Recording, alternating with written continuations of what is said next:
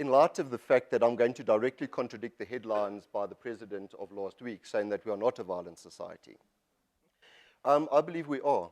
And in terms of the comparison to the rest of the world, the question I always ask is, who are we comparing ourselves to?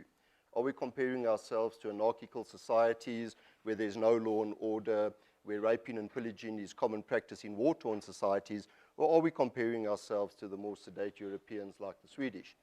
Now, the comparisons are very difficult to make because what are you comparing? Apples with apples, oranges with oranges, etc.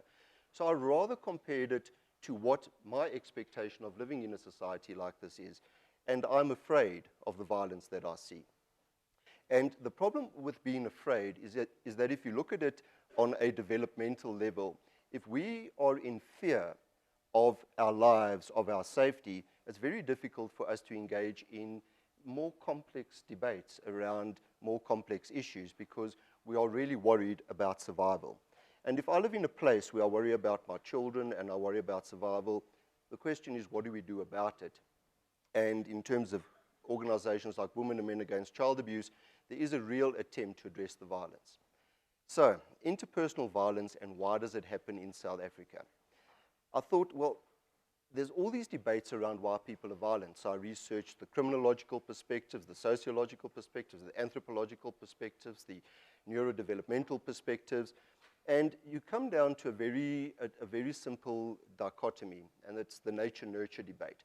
Are we just born bad people, and do we have bad genes that we have been given by virtue of being born in this country?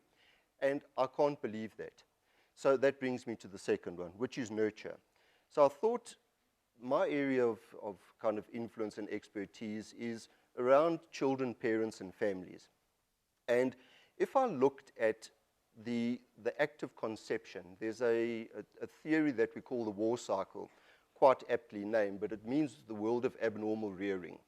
So if I am a child who is conceived in a situation where I'm not wanted, where when my mother is pregnant with me, she doesn't have the support of, firstly, the absconding male, because we always moan that women abandon their children, but often men abandon their children first. And there's a real lack of a male parental figure, which Dr. Klein, I'm sure, will elaborate on much better than I can. And then you have a situation where this child is potentially not developing appropriately because there's not adequate nutrition, the parent may be abusing substances, and they're then born into a world where they are not really wanted and they don't attach to a significant figure. Now we hear all about attachment and abandonment, and what does it mean? Well, from a neuroscience perspective, what it means is that the baby's brain doesn't develop the way other brains develop. There are lacks in the actual structure of the brain, there are changes in the physiology, and there's changes in the anatomy. But more importantly, if you don't have somebody to attach to, you do not develop empathy.